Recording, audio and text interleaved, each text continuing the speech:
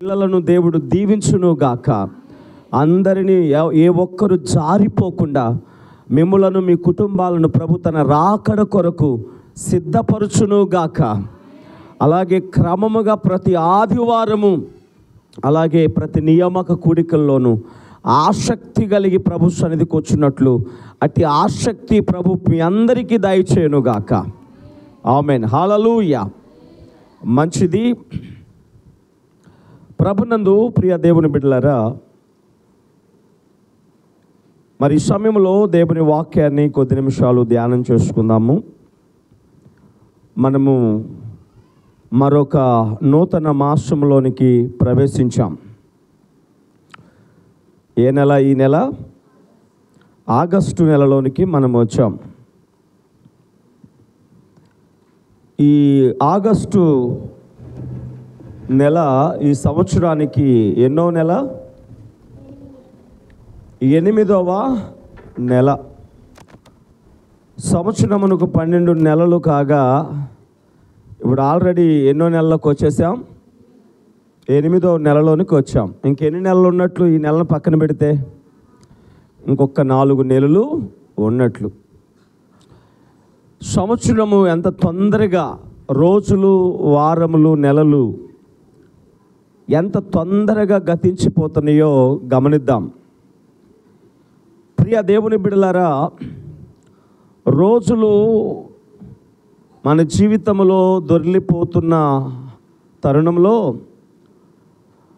మనం ఈ లోకాన్ని విడిచిపెట్టే రోజుకి నేను, మీరు అందరము దగ్గర అవుతున్నాం. అవునా కాదా? పుట్టినరోజు ఎలా ఉందో నాకు, నీకు, అందరికీ గిట్టే రోజు కూడా ముందుందా లేదా చెప్పాలి. ఆ రోజుకి మనం అందరము ఏమవుతున్నట్లు? చేరువవుతున్నట్లు. ఎందుకు ఇప్పుడు ఆ విషయాన్ని మనం గుర్తు చేసుకుంటున్నామంటే, మనం ఏం చేసినా,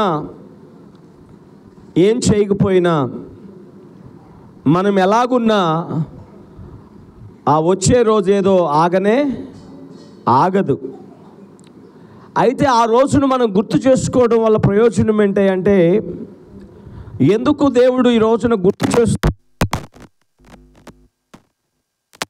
పెట్టే రోజు అది మానవ జీవితానికి ఎవరికి ముగింపు రోజేమీ కాదు. ఈ లోకాన్ని విడిచిపెట్టే రోజు మాత్రమే అది. మరొక లోకానికి మనం వెళ్ళిపోతాం. ఈ లోకములో రోజులు, సంవత్సరములు లెక్కించబడతాయి. ఇక్కడ మరణం అనే మాట వినబడిద్ది. ఈ లోకములో మరణం అనేది ఒకటి మనం అందరం ఎదుర్కొంటాం. మరణము నిద్ర లాంటిది అని సెలవిస్తూ ఉంది వాక్యం. మరణం అంటే ఏంటి చెప్పండి? మరణం అంటే ఒక మనిషి పూర్తిగా అదృశ్యమైపోవడం కాదు. మరణం అంటే ఒక మనిషి పూర్తిగా అసలు కనబడకుండా కరుమరుగై పోవడం కాదు. మరణము అంటే మనిషి బ్రతికే ఉంటాడు, అయితే నిద్ర అవస్థలో ఉంటాడు. దేవుని నియమం ఇది. మొదటి మరణము అంతే, రెండవ మరణము కూడా అంతే. మనిషికి 2 మరణాలు ఉంటాయి. చెప్పండి, ఎన్ని మరణాలు? కొంతమంది నోరు తెరవడం లేదు. ఏమైనా కష్టంగా ఉందా? నేను చెప్పింది చెప్పడం ఏమైనా కష్టంగా ఉందా? చెప్పండి. ప్రియ దేవుని బిడ్డలారా, మరణము అనేది ఈ లోకాన్ని మనం, ప్రియ దేవుని బిడ్డలారా, ఈ లోకంలో ఒక మరణాన్ని, పుట్టిన ప్రతి ఒక్కరు కూడా ఈ భూలోకంలో ఒక మరణాన్ని ఎదుర్కొంటారు. అది మొదటి మరణం. అది భక్తులకు ఉంటుంది. చెప్పండి, భక్తిహీనులకు కూడా ఉంటుంది. రెండవ మరణం ఒకటి ఉంది. ప్రకటన గ్రంథములో ఆ మరణం కనబడుతుంది. రెండవ మరణం ఆ రెండవ మరణము కూడా ఎవరికి? ఆ రెండవ మరణం భక్తిహీనులకు. రెండవ మరణం అని దేన్ని అన్నారు? ఆరని అగ్నిగుండమును గూర్చి రాయబడింది ఆ మాట. రెండవ మరణము అని. ఆరని అగ్నిగుండం, ఆరని అగ్ని. అందులో ఒకసారి వేయబడిన వాడు మరణించే అవకాశం లేదు. ఉందా? అది మరణమే అన్నాడు, కానీ అక్కడ కూడా చావు ఉందా? చెప్పండి, కొంచెం కాస్త మీరు స్పందించండి. మీ తల అటో ఇటో ఊపితే కొంచెం మీ కాస్త ఈ బండి ముందుకెళ్ళిద్ది. టయానికి మనం ముగించుకుందాం. నరకం అనేది రెండవ మరణం. అక్కడ కూడా మానవునికి, అక్కడికి వెళ్ళిన వానికి కూడా ఆ మానవ జీవితం పూర్తిగా మరుగైపోయేది కాదు. మరణములో చావు లేదు. మరణములో, ఆ యొక్క రెండవ మరణము అనే అగ్నిగుండములో మానవుని జీవితము పడి పడక తలికే భస్మమైపోదు, బూడిదైపోదు, ఆహుతైపోదు, కనుమరుగైపోదు. అది అగ్నిగుండం, రెండవ మరణం. అక్కడ వేయబడిన భక్తిహీనుడు. ఎవరు భక్తిహీనుడు? సృష్టికర్త అయిన దేవుణ్ణి ఎరుగకుండా భూమి మీద బ్రతికినవాడు.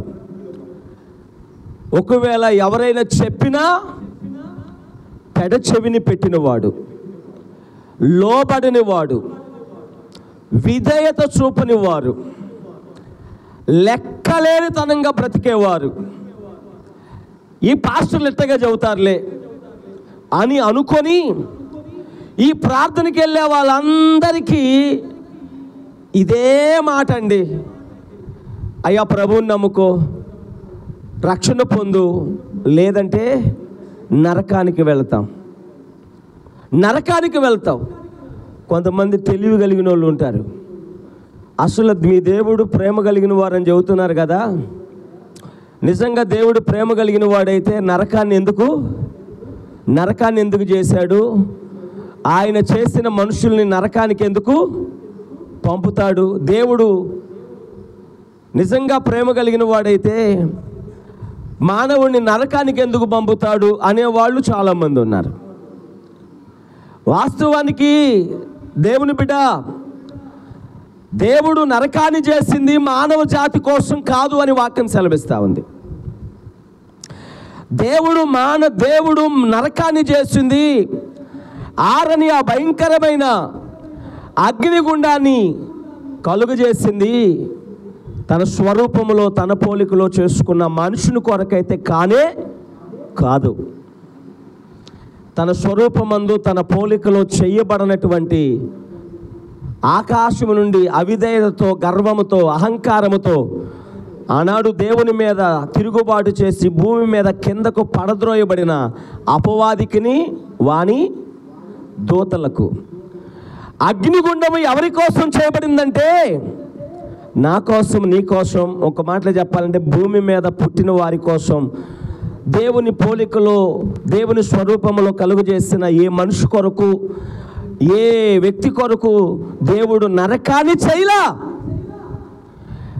నరకాన్ని దేవుడు ఎవరి కోసం చేశాడు అంటే అపవాదికిని వాని దూతలకు నరకాన్ని సిద్ధపరిస్తే, ఈ మనుషుడు ఏం చేశాడంటే వాడెమ్మటే బడి తిరిగి, వాడి అంట తిరిగి, వాడి చెప్పిని అని చేసి, వాడితో స్నేహం చేసి, నువ్వే కావాలరా, నీ మార్గమే బాగుందిరా, నీ పనులే బాగున్నాయిరా, నీ అలవాట్లే బాగున్నాయిరా, నువ్వు చూపించేదే నాకు నచ్చిందిరా, నువ్వు చెప్పిందే నేను చేస్తానురా, నువ్వు ఇచ్చిందే తింటానురా, నువ్వు ఇచ్చింది తాగుతానురా, ఇది భలే మజాగా ఉందిరా, ఇదే బాగుందిరా, నువ్వే కావాలరా అని వాడి కొంగు పట్టుకొని తిరుగుతున్నాడే ఈ మానవుడు.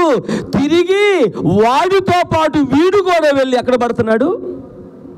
దేవుడు పంపటలేదు బిడ్డలారా, గుర్తుపెట్టుకోండి. అర్థమైన వాళ్ళు దేనిస్తులు చెప్పండి. మీ పక్క వాళ్ళని చూసి అడగండి. పక్కనే మేము నీ పక్కన ఉన్నామమ్మా, మరియమ్మ నీ పక్కన ఆమెను చూసి, అమ్మ నీకు అర్థమవుతుందని అడగండి. పాస్టర్ గారు అర్థమవుతుంది కదా?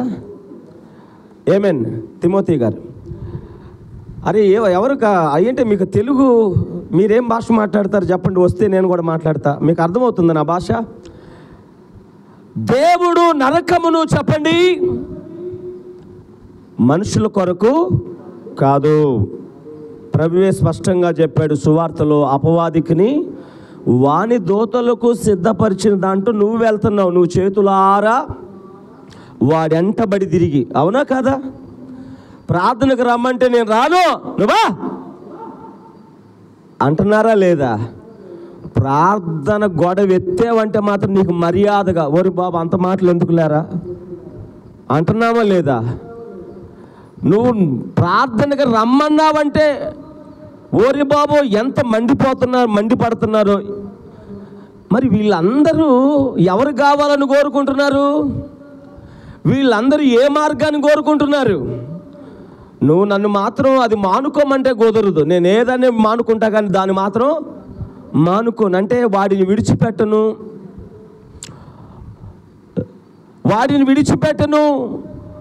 వాడిచ్చేటువంటి అలవాట్లు మానుకోను.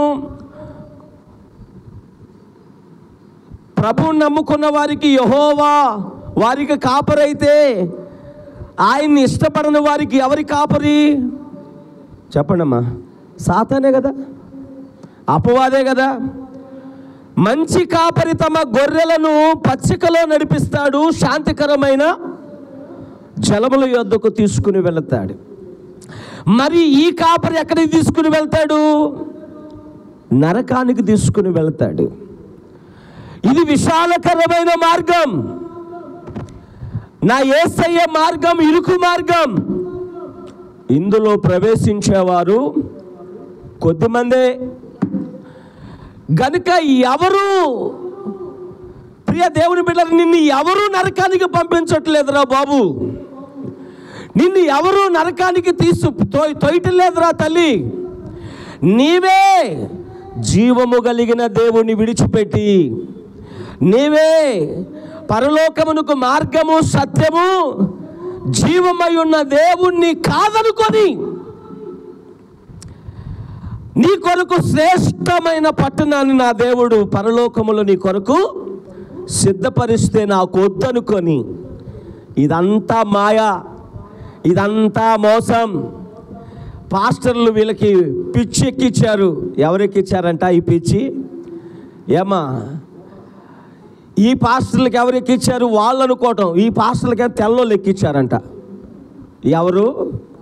తెల్లోళ్ళు పాస్టర్లకి ఎక్కిస్తే ఈ పాస్టర్లేమో కనబడిన వాళ్ళకి అందరికీ పిచ్చి పట్టిస్తున్నారు. అనుకో బాబు, అనుకో, పర్వాలేదు, అనుకోవటం వల్ల ఎవరికి నష్టం నాయనా? ఎవరికి నష్టం బాబు? ఎవరికి నష్టం అమ్మా? ఎవరికి నష్టం? ఎవరైతే నమ్మరో, నా దేవుడు చెబుతున్నాడు, నమ్మి బాప్తిస్మం పొందినవాడు రక్షించబడతాడు, నమ్మని వానికి శిక్ష. ప్రియ దేవుని సంఘమా, దైవ జనాంగమా, దేవుడేసే శిక్ష కాదండి ఇది.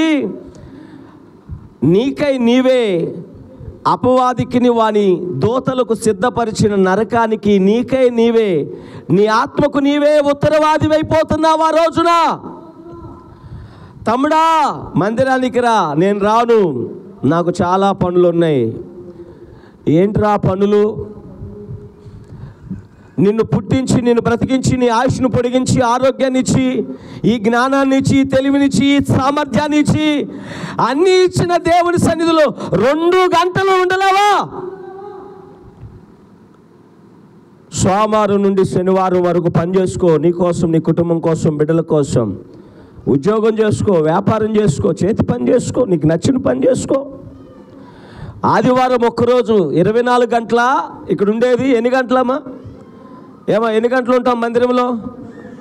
ఏమా కొంతమంది నిజాయితీగా ఒప్పుకుంటున్నారు 2 గంటలేనని. వాస్తవానికి ఇక్కడ ఉండేది 3 గంటలు ఆదివారం. అంటే 1 గంట అయిపోయినాక వస్తున్నారు కనుక మీకు వందనాలమ్మా, మీరు యథార్థంగా ఒప్పుకుంటున్నారు. దేవునికి స్తోత్రం. 24 గంటల్లో సమయానికి వచ్చేవాళ్ళు 3 గంటలు ఉంటారు ఇక్కడ. 3 గంటలు. ఆ 3 గంటలు కూడా ఉండడానికి చాలామందికి కష్టం. మరి ఇలాంటి వారు దేన్ని కోరుకుంటున్నారు? ఇలాంటి వారు దేన్ని ఇష్టపడుతున్నారు? దేవుని సన్నిధి అంటే బాధ, దేవుని బిడ్డలతో గడపడం అంటే చిరాకు, దేవుణ్ణి స్తుతించడం అంటే బాధ, ప్రార్థన అంటే ఇబ్బంది. అదే ఇంకొక పార్టీ అయితే చూడండి, పార్టీ అయితే అన్నం నీళ్ళు మరిచిపోయేలా కూడా అలాగే గుడ్లు అప్పగించుకొని చూస్తూ ఉంటారు. కొన్ని తిరణాలు ఉన్నాయి కదా, కొన్ని తిరణాల్లో ఆ తిరణాల రోజున కొంతమంది నిద్రపోతారా? ఏమా ఇంటి పొట్టున ఉంటారా? ఇంట్లో ఉంటారా? నిద్రపోతారా? ప్రియ దేవుని బిడ్డలారా, రాత్రి పగళ్ళు అలాగే మేలుకొని తిరుగుతూ ఉంటారు. సృష్టికర్త అయిన దేవుని విడిచిపెట్టి, సృష్టికర్త అయిన దేవుని మాటలకు అవిధేయత చూపి సృష్టికర్తను దూరం చేసుకునేవారు, నిన్ను పుట్టించి, నీకు బ్రతికించి, నీకు రూపాన్ని ఇచ్చి, నీకు జ్ఞానాన్ని ఇచ్చి, ఈ భూమి మీద బతకడానికి నీకు తెలివితేటలు ఇచ్చి, విద్యాబుద్ధులు నేర్పించి, నీకు ప్రియ దేవుని బిడ్డలారా ఒక ఇంజనీర్గా, ఒక డాక్టర్గా, ఒక పోలీస్ ఆఫీసర్గా, లేకపోతే ఒక ప్రియ దేవుని బిడ్డలారా ఒక ఆయా డిపార్ట్మెంట్లో ఒక బ్యాంక్ ఆఫీసర్గా, లేకపోతే ఇంకా న్యాయశాఖలో ఒక లాయర్గా, ఇంకా ప్రియ దేవుని బిడ్డ చెప్పాలంటే కొన్ని డిపార్ట్మెంట్స్ ఉన్నాయి కదా సెక్షన్స్లో. ప్రతి ఒక్క సెక్షన్ని ఒక్కొక్కరు ఒక్కొక్క సెక్షన్ని మెయింటైన్ చేయడానికి, ఒక్కొక్క సెక్షన్లో వారు ప్రియ దేవుని బిడ్డలారా రాణించడానికి దేవుడే నీకు జ్ఞానం ఇస్తే నువ్వేమో ఆ దేవుడిని సన్నిధికి రావడానికి ఇష్టపడడంలా, కాస్తంత కుదురుగా కాసేపు కూర్చోవడానికి ఇష్టపడడంలా, ప్రియ దేవుని బిడ్డలారా ఎవరు కోరుకుంటున్నారు? నాకు వేరుగా ఉండి మీరేమీ చేయలేరు, నాలో నిలిచి ఉంటేనే మీరు ఫలిస్తారు, నిలిచి లేకున్న వారు ప్రియ దేవుని బిడ్డ ఫలించలేరు. గనుక ప్రియ దేవుని సంఘమా, దైవ జనాంగమా, దేవుడు మనుషులను ఎంతో ప్రేమిస్తున్నాడు, ప్రేమించి ఆయన పిలుస్తున్నాడు. ఇదిగో నశించిపోవచ్చున్న దాన్ని వెదకి రక్షించడానికి నేను ఈ లోకానికి వచ్చాను. నా కుమారుడా, నా కుమార్తెలారా, నా యొద్దకు రండి, నేను మీకు విశ్రాంతిని కలిగి చేస్తాను. దేవునికి స్తోత్రం. నా యందు విశ్వాసం ఉంచున్నవాడు నశింపగా నిత్య జీవము పొందడానికి వానికి కృప అనుగ్రహింపబడుతుంది. దేవునికి స్తోత్రం. నా యందు విశ్వాసం ఉంచండి కాస్త చాలు. నీతిమంతుడు లేడు, ఒక్కడును లేడు అని చెప్పిన దేవుడే ఈ నీతిమంతుడిని పరిశుద్ధపరచడానికి ఆయనే విశ్వసింహాసనాన్ని విడిచి, చదవండి రోమపత్రిక 5:9, విశ్వసింహాసనాన్ని విడిచి నీతిమంతుడు లేడు, ఒక్కడును లేడు, అందరూ పాపము చేసి దేవుడు అనుగ్రహించు మహిమను అనగా మోక్షాన్ని పొందలేకపోతున్నారని మరలా ఆ వ్యక్తిని నీతిమంతునిగా తీర్చడానికి నా దేవుడు చేసిన పని ఏంటో చూడండి, చదవండి. ఇంకా దొరకలేదా మీకు? ఆయన రక్తము వలన ఇప్పుడు నీతిమంతులముగా తీర్చబడి మరింత నిశ్చయముగా ఆయన ద్వారా ఉగ్రత నుండి, గట్టిగా చప్పలు కొట్టండి, ఎవరి ద్వారా ఉగ్రత నుండి రక్షించబడతాం? ఎవరు నీ కోసము రక్తమును కార్చాడు? ఏ రక్తము నిన్ను కడిగి పరిశుద్ధపరుస్తుందో, నిన్ను పవిత్రునిగా చేయడానికి, ప్రతి పాపము నుండి నిన్ను విడిపించడానికి, ప్రతి పాపము నుండి నిన్ను కడిగి పరిశుద్ధపరచడానికి, పరిచి నిన్ను నీతిమంతుడిగా తీర్చడానికి ఏ రక్తము చిందింపబడిందో ఆయన యందు నువ్వు విశ్వాసం ఉంచడం వలన ఉచితముగా నీవు నీతిమంతురాలుగా మారిపోతున్నావు. అదేదో కొంచెం గట్టిగా చెబితే నాకు కొంచెం ఉత్సాహం వచ్చేదిగా.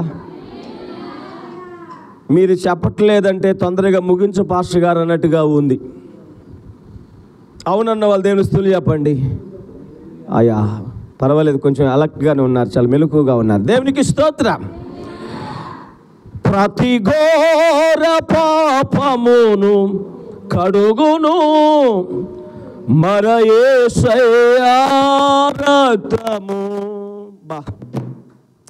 ప్రతి ఘోర పాపమును కడుగును మన యేసయ్యా రక్తము.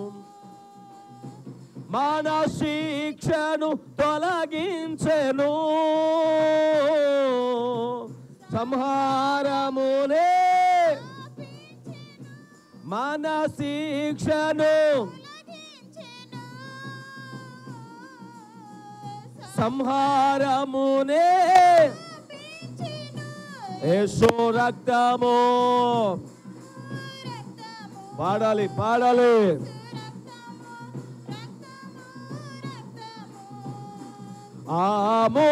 అమూల్యమైన రక్తము,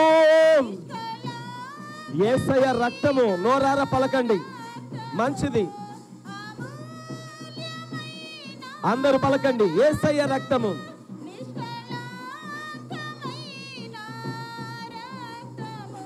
యేసు రక్తము. గ్లోరీ.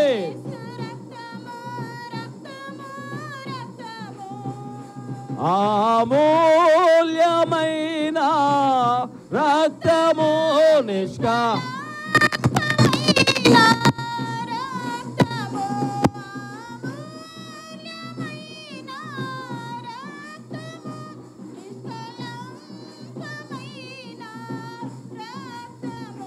యేసు రక్తము. యేసు రక్తము. ఆమేన్, హల్లెలూయా. ఈ రక్తము మన పాపములను మనం ఒప్పుకొని ఎడల ఆయన నమ్మదగిన వాడును నీతిమంతుడును గనుక ఆయన మన పాపములను క్షమించి సమస్త దుర్నీతి నుండి మనల్ని ఏం చేస్తాడంట? పవిత్రులుగా చేస్తాడని యోహాను పత్రిక 1:9 రాయబడి ఉన్నది. ప్రియ దేవుని సంఘమా, దైవ జనాంగమా, గనుక ప్రభువైన యేసుక్రీస్తు యొక్క రక్తము మన ప్రతి పాపముల నుండి కడిగి మనల్ని పవిత్రులుగా చేస్తుంది, నిన్ను నీతిమంతునిగా చేస్తుంది. నా యేసయ్య రక్తం, నా యేసయ్య రక్తం. ఆయన నీ కోసం యేసు సింహాసనాన్ని విడిచి వచ్చాడో. ప్రియ సహోదరుడా, సహోదరి, నరకానికి ఎలా పంపుతాడని అడుగుతున్న సహోదరి, సహోదరుడా, యేసయ్య నీ కోసం యేసు సింహాసనాన్ని విడిచి వచ్చాడు. గుర్తుందా? ఆయన విడిచి వచ్చి నీ కొరకు ఎన్నో నిందలు అవమానాలు భరించాడు మానవుడుగా ఈ భూలోకములో. గుర్తుందా? నీ కోసమే నీవు పొందవలసిన శిక్ష, మనందరి పాపములు ఆయన మీద మోపబడి ఉన్నవి అని రాయబడింది లేఖనం. ఓ సహోదరుడా, సహోదరి, మానవుడు జన్మతః కర్మ పాపి అయి ఉన్నాడన్న సంగతి నీకు గుర్తుందా? దేవుడు మానవుడిని యథార్థవంతులుగానే కలుగజేశాడు, కానీ వాడే వివిధమైన తంత్రములు కల్పించుకున్నాడని ప్రసంగి సెలవిస్తున్న మాట గుర్తుందా? విధేయుడిగా ఆశీర్వాదానికి వారసుడిగా చేయబడిన ఈ మానవుడు అవిధేయుడై దేవుని మీద తిరుగుబాటు చేసి దేవుని మాటను పెడచెవిని పెట్టి అపవాదికి చోటిచ్చి, ప్రియ దేవుని బిడ్డ, మరి ఆ యొక్క భయంకరమైన పాపం అనేటువంటి దాసత్వములోనికి వెళ్ళిపోతే ఆ పాపమునకు వచ్చే జీతము, ఆ శిక్షను, ఆ మరణాన్ని ప్రియ దేవుని బిడ్డలారా తన మీద వేసుకోవడానికి, ఆయన ఆ శిక్షను భరించడానికి నీ స్థానములో ఆయన నిలబడ్డాడన్న సంగతి నీకు గుర్తుందా? ఒకవేళ తెలీదా? అయితే ఈరోజు ఆయన తెలుసుకో. ఆయన నీ స్థానములో నిలబడ్డాడు. నీవు పొందవలసిన శిక్ష ఆయన తన మీద వేసుకున్నాడు. నిశ్చయముగా నీవు చచ్చదవు ఆ పండు తిన్న దినమున అని చెప్పిన దేవుడు ఆ రోజునే మానవుడు చంపాల్సిన వాడు ఆయన్ని పక్కన పెట్టి ఆ ఏదెను తోటలోనే ఆదిలోనే ఒక గొర్రె పిల్లను దేవుడు వధించాడు. దేవునికి స్తోత్రం. వారికి దేవుడు, వారు తాత్కాలికమైన ఆకులను చుట్టుకున్నారంటండి. ఆకులు వస్త్రములుగా ఎంతసేపు ఉంటాయి చెప్పండి అమ్మా? ఆకులు మనము ఆకులు కప్పుకుంటే ఆ ఆకు ఎన్ని రోజులు ఉండిద్ది? మా అయితే ఒక రోజు మాత్రమే, 2 రోజులు మాత్రమే. అది వాడిపోతుంది, ఎండిపోతుంది. అవసరమైతే అది బాగా ఎండిపోతే పొడుమై రాలిపోతుంది. అది నిన్ను కప్పలేదు, నీ సిగ్గును దాయలేదు, నీ అవమానమును దాన్ని అది మాపలేదు. అందుకనే దేవుడు ఒక గొర్రె పిల్లను వధించి దాని శరీరముతో దాని చర్మముతో వారికి చొక్కాయలు చేయించాడు. దేవునికి స్తోత్రం. ప్రియ దేవుని పిల్ల, చర్మపు చొక్కాయలను దేవుడు వారికి ఇచ్చాడంటే, ప్రియ దేవుని పిల్లలు, వారి స్థానములో ఆ రోజునే ఒక పశువు ఏం చేయబడింది? బలి చేయబడింది, చనిపోయింది, ప్రాణం విడిచిపెట్టబడింది. అయితే అది తాత్కాలికమైన ఉపశమనమేనని దేవుడు, ప్రియ దేవుని బిడ్డలారా, ఈ బలి కర్మకాండాన్ని కొంతకాలము దేవుడు మోసే ద్వారా దాన్ని ప్రవేశపెట్టి కొంతకాలమే ఆ బలి కర్మకాండాన్ని, ప్రియ ఏబేలు దగ్గర నుంచి వస్తున్న అది కొంతకాలమేనని, అది తాత్కాలికమేనని, అది శాశ్వతమైన విడుదలను ఇవ్వలేదని, అది ప్రియ దేవుని ఎడ్ల యొక్క రక్తము మరి గొర్రెల యొక్క రక్తమును మనకి పాప క్షమాపణ వాటి ద్వారా కలుగదు అని దేవుడే, దేవుని స్తుతులు చెప్పండి, ఆ మాధవుడే మానవుడుగా జన్మించి సర్వపాప పరిహారో రక్త ప్రోక్షణ అవశ్యం తదరక్తం పరమాత్మ అనే మా పుణ్యదాన బలియాగమని సృష్టికర్త అయిన దేవుడే మానవుడుగా జన్మించి నీ స్థానములో నిలబడి నీ శిక్షను ఆయన మీద వేసుకొని ఆయన నీ స్థానములో మరణించాడు. దేవునికి స్తోత్రం. ఆయన నీ స్థానములో మరణించాడు. ఆయన మరణించి 3వ దినాన తిరిగి లేచాడు. ఎందుకో తెలుసా? నిన్ను నన్ను బ్రతికించడానికే. దేవునికి స్తోత్రం. నీ కృప చేతనే నాకు నీ రక్షణ భాగ్యము కలిగిందని, నీ కృప చేతనే నాకు నీ రక్షణ భాగ్యము పాడనా ఊపిరి నాలో ఉన్నంత వరకు పాడనా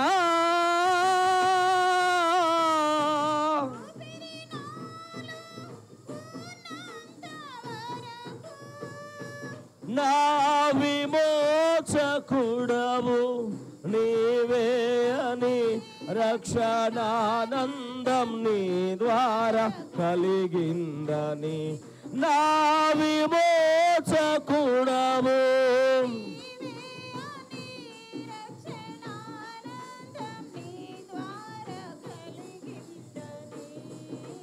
స్తుతి పాడుచు నిన్నే ఘనపరచుచు గ్లోరీ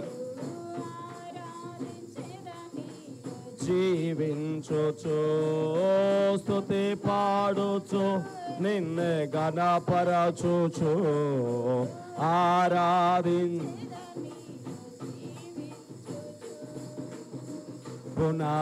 పునరుద్ధానుడా యేసయ్యా, పునరుద్ధానుడా మరణము గెలచి, మరణము గెలచి స్తుతి పాడుచు నిన్ను ఘనపరచుచు ఆరాధించేదానిలో జీవించుచు గ్లోరీ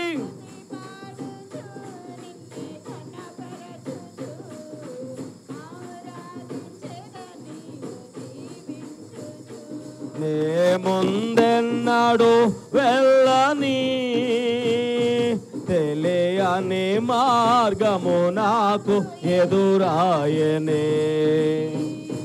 నే ముందెన్నాడు తెలియని మార్గము నాకు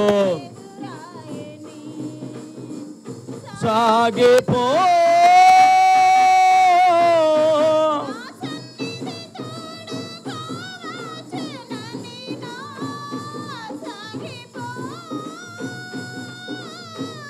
నా సన్నిధి తోడుగా వచ్చునని నీ వాగ్దానమే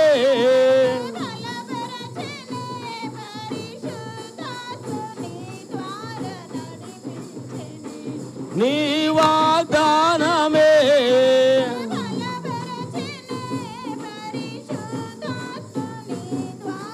నడిపించనే. స్తుతి పాడుచు నిన్ను గణపరచుచు కొడాలి కొడాలి ఆ స్తుతి పాడుచు నిన్ను గణపరచుచు.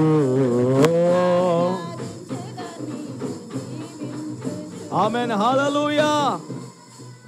ఆయన మరణించి పునరుద్ధానుడై తిరిగి లేవడములో ద్వారా జరిగినటువంటి కార్యం ఏంటంటే మృతి చెందిన మనలందరినీ కూడా అపరాధముల చేతను పాపముల చేతను చచ్చి ఉన్న మనలందరినీ దేవుడు తన కుమారుని ద్వారా బ్రతికించడం కొరకే ఆయన మన కొరకు తన కుమారుని సిలువలో చెయ్యి విడిచిపెట్టాడు. ఈ సంగతి నీకు గుర్తు రావాలి సహోదరుడా, సహోదరి.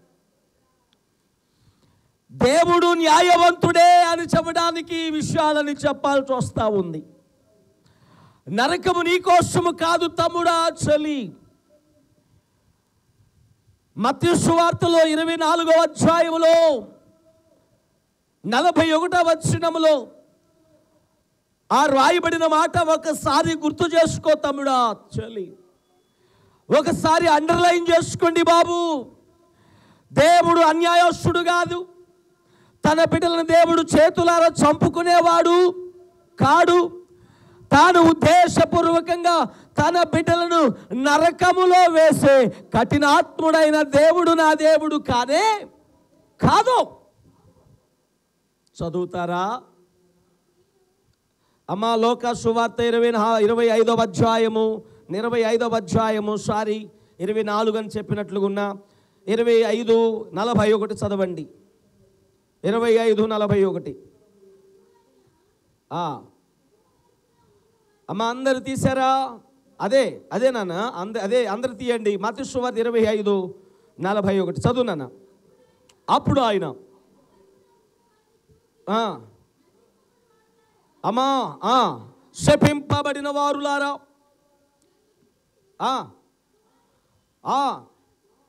వారి దూతలకును సిద్ధపరచబడిన నిత్యాగ్నిలోనికి పోవుడి. ఎవరి కోసం సిద్ధపరచానంటున్నాడు? నీకోసమే నా కుమారుడా, నీకోసమే నా కుమార్తె అన్లా దేవుడు. నిత్యాగ్ని గుండాని దేవుడు ఎవరి కోసము దేవుడు కలుగు చేశాడో లేఖనము స్పష్టంగా తెలియజేస్తూ ఉంది. నిత్యాగ్ని గుండం అపవాదికిని వాని యొక్క దూతలకును సిద్ధపరచబడింది నిత్యాగ్ని గుండం. మానవ జాతి కోసం కాదు. దేవుడు తన బిడ్డలను చేతులారా ఆయన పుట్టి పెంచి కని పెంచి పెద్దవారిని చేసి నరకానికి వేసేవాడు నా దేవుడు కాడు. అపవాదికిని వాని దూతలకు నిత్యాగ్ని గుండం చేయబడితే వాడి వెంటబడి నువ్వు అందులో పడుతున్నావు తప్ప నా దేవుడు నిన్ను పంపడం లేదు. దేవునికి స్తోత్రం. నా దేవుడిని విడిచిపెట్టి ఆయన దినమెల్లా చేతులు చాచి ఉన్నాడా లేదా? లోబడనొల్లని ప్రజల కోసం దినమెల్లా నేటికి కూడా చాచి ఉంచాడు. నువ్వు నిజంగా నరకాన్ని తప్పించుకోవాలనుకుంటే నీ చేతుల్లోనే ఉంది. నరకాన్ని తప్పించుకునేటువంటి అవకాశం దేవుడు నీకే ఇచ్చాడు. నువ్వు ఇష్టపడి రక్షకుని కౌగిల్లోనికి వస్తేనేమో ఆయన ద్వారా నువ్వు ప్రియ దేవుని బిడ్డలారా మరణములోనికి రాక, ప్రియ దేవుని బిడ్డలారా ఎక్కడ తీర్పు మరణములో నుండి ఎక్కడికి దాటిపోతావు? జీవములోనికి దాటిపోతావు. దేవునికి స్తోత్రం, హల్లెలూయా. ప్రియ దేవుని బిడ్డలారా, ఆయన యందు విశ్వాసం ఉంచితే ఆ నరకానికి నువ్వు వెళ్ళాల్సిన అవసరం లేదు. ప్రియ సహోదరి సహోదరుడా, ఆ నరకానికి వెళ్ళాల్సిన అవసరం లేదు. యోహాను సువార్త 5:24 ఉన్న మాట చదువుతున్నాను. నా మాట విని నన్ను పంపిన వాని యందు విశ్వాసం ఉంచువాడు నిత్య జీవము గలవాడు. కొట్టండి చప్పట్లు. నా మాట విని నన్ను పంపిన వాని యందు విశ్వాసం ఉంచువాడు నిత్య జీవము గలవాడు. వాడు అదుగదుగో వాడు తీర్పులోనికి రాక మరణములో నుండి జీవములోనికి దాటి వెళ్ళిపోతున్నాడు. కొట్టండి చప్పట్లు. నా యందు విశ్వాసం ఉంచువాడు పిలుస్తున్నాడు. ఇది రండి, ఇదే సువార్త, ఇదే రక్షణ వార్త. యేసయ్య పిలుస్తున్నాడు, రక్షకుడు పిలుస్తున్నాడు. ఆల్రెడీ రక్షకుని యొక్క కౌగిట్లోనికి వచ్చి ఉన్న, ఒదిగి ఉన్న మీరందరూ ధన్యులు. దేవునికి స్తోత్రం. మీరందరూ ధన్యులు. నిజముగా ఎంతకంటే ధన్యత మరొకటి లేదు అనే నేను చెబుతాను. మీరు ఎన్నిసార్లు అడిగినా ఇదే చెబుతాను. అర్ధరాత్రులు లేపి అడిగినా ఇదే చెబుతాను. యేసయ్యని కలిగి ఉండటము ద్వారా, ఆయన సిద్ధపరిచిన ఉచిత రక్షణ పొందుకోవటము కంటే కూడా ఈ భూలోకములో మనుగడను కొనసాగిస్తున్న మానవ జాతికి మరొక ధన్యత లేనే లేదు. కృప ద్వారా మనకు ఉచితముగా రక్షణ అనుగ్రహించాడు. ఇది మన క్రియల ద్వారా కలిగింది కాదు. నీవు ప్రభువైన యేసుని ప్రభువని నీ నోటితో ఒప్పుకుంటే చాలంటాడు రోమా పత్రికలో. ఆయన్ని ప్రభువని నీ నోటితో ఒప్పుకొని ఎడలా అంటాడు. ప్రియ దేవుని బిడ్డలారా, ఆయన ఒప్పుకుంటే నీకు రక్షణ, ఒప్పుకుంటే రక్షణ, ఒప్పుకుంటే రక్షణ. చదవండి 10:9 నేనే చదువుతున్నాను. యేసు ప్రభువని నీ నోటితో ఒప్పుకొని దేవుడు మృతుల్లో నుండి ఆయనను లేపినని నీ హృదయమందు విశ్వసించిన ఎడలా నీవు రక్షింపబడుదువు. ఇదేమన్నా కష్టమా? అంత పెద్ద నరకాన్ని గురించి నిజంగా నీకు భయం ఉంటే ఇదేమన్నా కష్టమా? దాన్ని తప్పించుకోవడానికి ఇది చేయాలని దేవుడు చెబుతున్నాడు. చెప్పండి, ఇదేమన్నా కష్టమా? కొంచెం తలలోపుదాం మనం. ఇది కష్టమా బాబు? కష్టం కాదు కదా. నరకము నిత్య నరకాన్ని గురించి మనం మాట్లాడుతున్నాము. ఆ నరకము నిజంగా చాలా ఘోరమైనది. అది మామూలుది కాదు. అది అగ్ని ఆరదు. ఆ నరకము నుంచి తప్పించబడడానికి యేసు ప్రభువని, ఆయన్ని దేవుడు మృతుల్లో నుండి తిరిగి లేపినని నువ్వు ఒప్పుకుంటే నీవు రక్షించబడతావే. ఇది పెద్ద కష్టమైనది కాదే. ఇది చేయడానికే నీకు ఇష్టం లేకపోతే నిన్ను ఎవర్రా బాబు బలవంతంగా అటు వెళ్ళకుండా ఇటు తీసుకుని వచ్చేవాళ్ళు? ఎవరు తప్పించలేరు. అయితే క్రీస్తునందు నీవు ఉంటే, క్రీస్తునందు ఉన్న వారికి ఏ శిక్షావిధి లేదు. అట్టి వారే పాడతారు ఈ పాట. అట్టి వారికి మాత్రమే చెందింది ఈ పాట. నీ ఉంటే నాకు చాలు యేసయ్యా, నీ వెంటే నేను ఉంటానేసయ్యా. నీ ఉంటే నాకు చాలు యేసయ్యా, నీ వెంటే నేను, నీ మాట చాలయ్యా. పాడాలి. నీ నీడ చాలయ్యా, నీ మాట చాలయ్యా, నీ తోడు, నీ నీడ చాలయ్యా, నీ ఉంటే నాకు చాలు యేసయ్యా, నీ వెంటే నేను.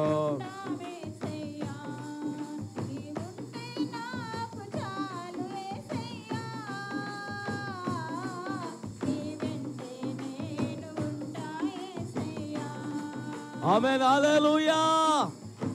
నిజముగా ప్రభువైన యేసుక్రీస్తు వారిని స్వరక్షకునిగా చేర్చుకున్నవారు, మారు మనసు పొందినవారు, పాప క్షమాపణ నిమిత్తము యేసుక్రీస్తు నామములో బాప్తిసం తీసుకుని తమ పాపములను కడిగి వేసుకున్నవారు, తమ పాపములకు పరిహారము నొందినవారు, ప్రియ దేవుని బిడ్డలారా ధన్యులు. నిజముగా మీరు ధన్యులు. ఇటివారు ఆశీర్వదింపబడిన వారి గుంపులో ఉంటారు. దేవునికి స్తోత్రం. ఇటివారు ఆశీర్వదింపబడిన గుంపులో ఉంటారు. నా తండ్రి చేత ఆశీర్వదింపబడిన వారులారా లోపలికి రండి. నా తండ్రి చేత ఆశీర్వదింపబడిన వారులారా లోపలికి రండి, రండి, రండి. మీ కొరకు సిద్ధపరిచిన రాజ్యమును స్వతంత్రించుకొనండి, స్వతంత్రించుకొనండి, స్వతంత్రించుకొనండి. మీరు బయట నిలబడవలసిన అవసరం లేదు. ప్రియ దేవుని బిడ్డలారా, 34వ వచనం, మత్తయి సువార్త 25:34 వచనములో రాయబడింది. అక్కడ కుడివైపు ఉన్న వారిని చూసి అంటాడు, నా తండ్రి చేత ఆశీర్వదింపబడిన వారులారా రండి, లోకము పుట్టినది మొదలుకొని మీ కొరకు సిద్ధపరచబడిన రాజ్యమును. తమ్ముడా, చెల్లి, ఈరోజు ఒక ప్రత్యేకమైన రోజు. ఫ్రెండ్షిప్ డే అంట. ఈరోజు ఏ రోజు అంట అంటే స్నేహితుల రోజు, దినం. స్నేహితుల దినం, ఫ్రెండ్షిప్ డే. ఈ యొక్క స్నేహితుల దినము రోజున, ఈ యొక్క ఫ్రెండ్షిప్ డే రోజున, ప్రియ సహోదరి సహోదరుడా, నీ కొరకు దేవుడు లోకము పుట్టక మునిపే నీ కొరకు సిద్ధపరిచింది. నీ కొరకు దేవుడు సిద్ధపరిచింది నరకాన్ని కాదు. నరకమేమి ఇందాక మనం చదువుకున్నాము ఇదే అధ్యాయంలో 41వ వచనంలో. శపించబడిన వారు ప్రియ దేవుని బిడ్డలారా, వారు శపించబడి ఆశీర్వాదమునకు వారసుడగు యేసుని తిరస్కరించి శపించబడిన వారిలో ప్రియ చేర్చబడి అపవాది వెంటబడి వెళ్తున్నారు కనుక అపవాదికిని వాని దూతలకును సిద్ధపరచబడింది నిత్యాగ్ని గుండం. కానీ ప్రియ తమ్ముడా, చెల్లి, ప్రియ స్నేహితులారా, దేవుడు నీ కొరకు సిద్ధపరిచింది ఏంటో ఇక్కడ రాశాడు. దేవుడు తెలియజేస్తున్నాడు, చూడండి. నీ కొరకు సిద్ధపరచబడింది ఏంటంట, ప్రియ దేవుని బిడ్డలారా, లోకము పుట్టినది మొదలుకొని మీ కొరకు సిద్ధపరచబడిన రాజ్యము స్వతంత్రించుకొనండి. అదే దానియేలు గ్రంథంలో రాయబడింది. అది శాశ్వతమైన రాజ్యము, అంతములేని రాజ్యము అంటాడు అక్కడ. దేవునికి స్తోత్రం. శాశ్వతమైన రాజ్యము, శాశ్వతమైన రాజ్యం, పరలోక రాజ్యం. అదే దాన్నే ఇవ్వడానికి యేసయ్య ఈ లోకానికి వచ్చాడు. దానినే ఇవ్వడానికి ఆయన ప్రకటించాడు. ఇదిగో పరలోక రాజ్యము సమీపించుచున్నది కనుక మీరేం పొందాలి? మారు మనసు పొందండి. మారు మనసు పొందండి. దేవుడు మారు మనసు పొందిన వారికి, ఆయన వైపుకు త్రిప్పబడిన వారికి, ఆయన యందు విశ్వాసం ఉంచిన వారికి, ఆయన చేసిన త్యాగము వారికి, ప్రియ దేవుని బిడ్డలారా, వారికి అది చలామణి అవుతుంది. ఆయన చేసిన త్యాగాన్ని వారు స్వతంత్రించుకుంటారు. ఆయన చేసిన త్యాగము వారికి వర్తిస్తుంది. ఆయన పడ్డాడు శ్రమ, ఆయన గాయపరచబడ్డాడు, ఆయన రక్తమును చిందించాడు, ఆయన నీ కొరకు నిందలు అవమానాలు భరించాడు. ఇప్పుడు నువ్వు భరించాల్సిన అవసరం లేదు. ఆయన యందు విశ్వాసం ఉంచు చాలు. నువ్వు ఉచితముగా కృపచేత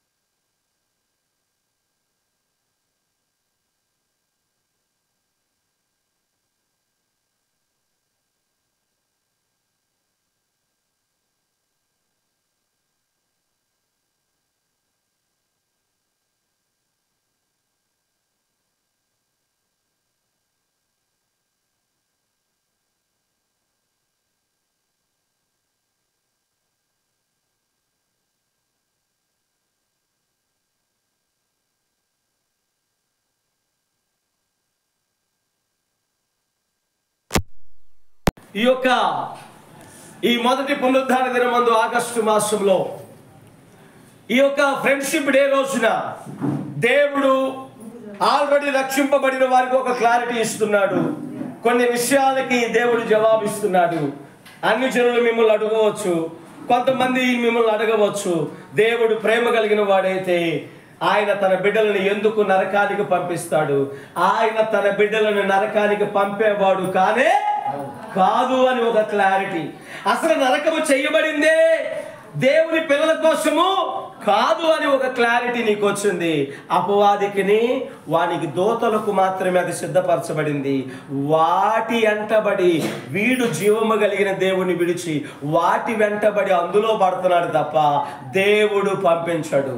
ఎందుకంటే వాక్యం సెలవిస్తూ ఉంది, ఏ ఒక్కరు నశించిపోవటం ఆయనకి ఇష్టము లేదు. అందరూ అంతటా, చెప్పండి, అందరూ అంతటా మారు మనసు పొందవలననేదే ఆయన ఉద్దేశము.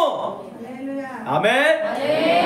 కనుక ఆయన తన బిడ్డల కోసము ఏమి సిద్ధపరిచాడంట?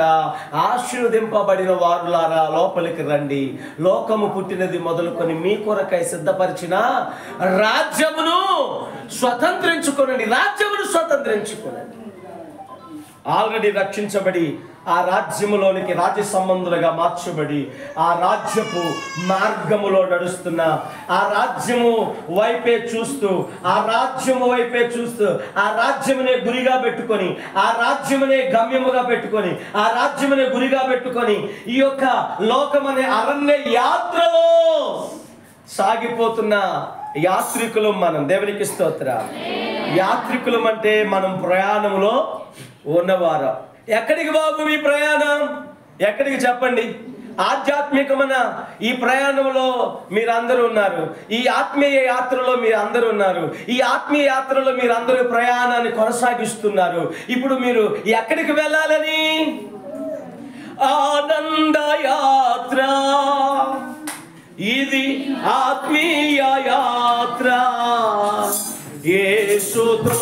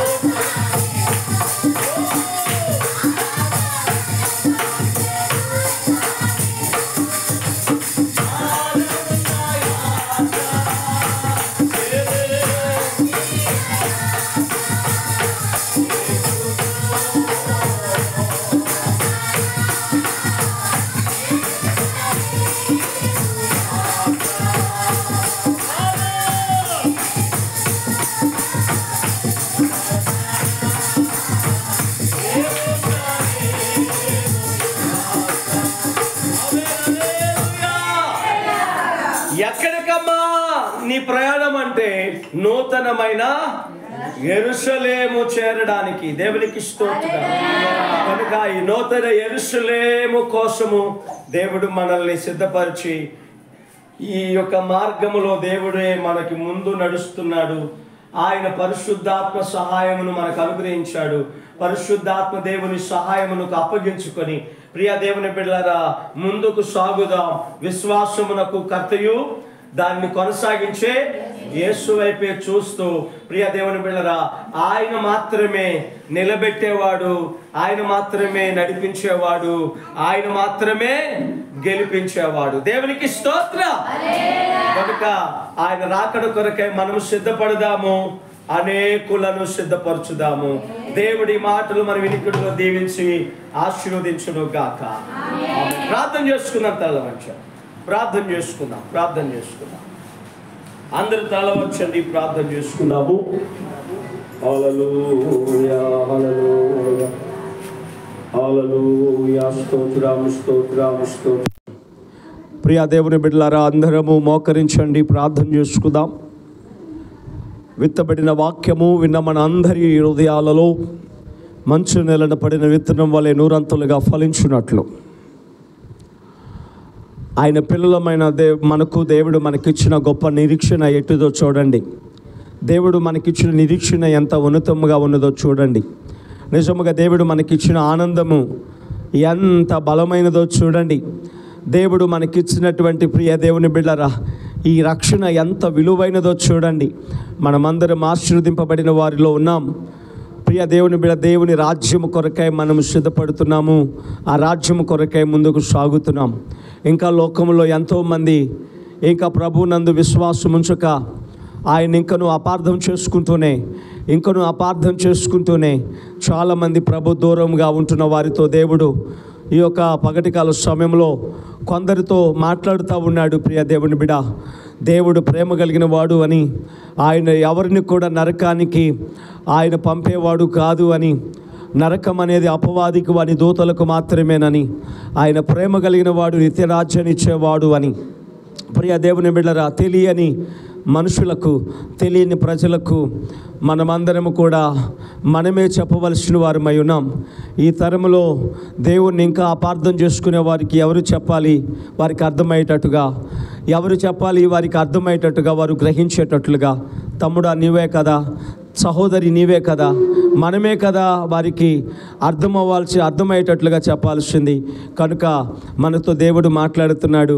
నీ మట్టుకు నువ్వు రక్షించబడ్డావు, మంచిదే. అయితే ఆ రక్షణను బట్టి నువ్వు ఎక్కడ కూడా చింతించకుండా, ఆ రక్షణను బట్టి నువ్వు ఆనందిస్తూ, ఆ రక్షణ ఇచ్చిన ప్రభుని బట్టి అతిశయిస్తూ, ఆ రక్షణను జాగ్రత్తగా కాపాడుకుంటూ, ప్రియ దేవుని సంఘమా, దైవ జనాంగమా, మరి ఇంకా నశించిపోతున్న వారు మన చుట్టూ మనతో ఎంతోమంది ఉంటుండగా అటు వారికి రక్షణ సువార్తను ప్రకటించి అనేకులను ప్రభు యొద్దకు నడిపించే భారభరితమైన హృదయాన్ని పరిశుద్ధ ఆత్మదేవుడు మనందరికీ దయచేయనట్లుగా అందరూ ప్రార్థనలో ఉండండి.